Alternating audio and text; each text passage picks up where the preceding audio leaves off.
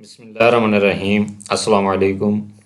آج کی اس ویڈیو میں آپ کو پی اے پی اور سی اے پی کے درمیان فرق، پی اے پی پین اور پیپر کے استعمال سے پرسنل انٹرویو کرنے کے لیے سروے کے دوران اور ابتدائی ڈیٹا اکٹھا کرنے کے لیے صرف پین اور پیپر درکار ہوتا ہے اور اس میں کوئی الیکٹرانک ڈیوائس استعمال نہیں ہوتی۔ اس طریقے کے استعمال کے لیے کسی قسم کی تکنیکی مہارت کی ضرورت بھی نہیں ہوتی اور سروے ڈیزائن پر عمل کرنا بھی نسبتاً لچکدار اور آسان ہوتا ہے۔ اس قسم کے سروے بآسانی ایکسل اور ورڈ میں ڈیزائن کیے جا سکتے ہیں، جس کے لیے پروگرامنگ کی اعلیٰ درجے کی مہارت درکار نہیں ہوتی۔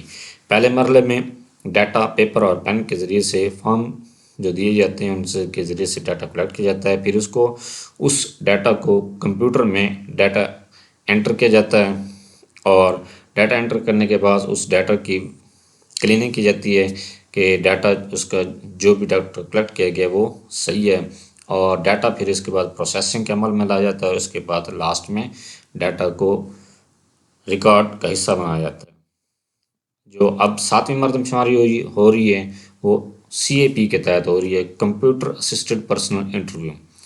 کمپیوٹر اسسٹڈ پرسنل انٹرویو کرنے کے لیے انٹرویو کرنے والا اور جواب دہندہ آمنے سامنے بیٹھ کر گفتگو کرتے ہیں اور انٹرویو کرنے والا ٹیبلٹ، موبائل فون یا کمپیوٹر پر جوابات ریکارڈ کر لیتا ہے۔ سی اے پی آئی سروے کے لیے بہتر تکنیکی مہارت رکھنے والے انٹرویو کرنے والے شمار کنندگان یا ایک طویل دورانیے کی تربیت حاصل کیے ہوئے شمار کنندگان کی ضرورت ہوتی ہے۔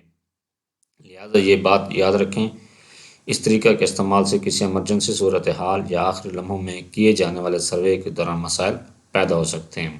اس مرحلے میں جو ڈیٹا کلیکٹ کیا جاتا ہے وہ ٹیبلٹس یا موبائل کے ذریعے کیا جاتا ہے، پھر اس ڈیٹا کو اسی وقت ہی اپلوڈ کیا جاتا ہے اور ڈیٹا کو پھر جو ڈیٹا سرور ہیں ان پر ریکارڈ کا حصہ بنایا جاتا ہے اور اس کے بعد اس ڈیٹا کو کلیننگ کیا جاتا ہے۔ ڈیٹا کو کلین کرنے کے بعد فائنل طور پر ریکارڈ گورنمنٹ آف پاکستان اس کو اپنا ریکارڈ کا حصہ بنا لیتی ہے۔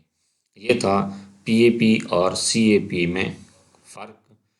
اگلی ویڈیو میں انشاءاللہ آپ کو ٹیبلٹس کے بارے میں بتائیں گے۔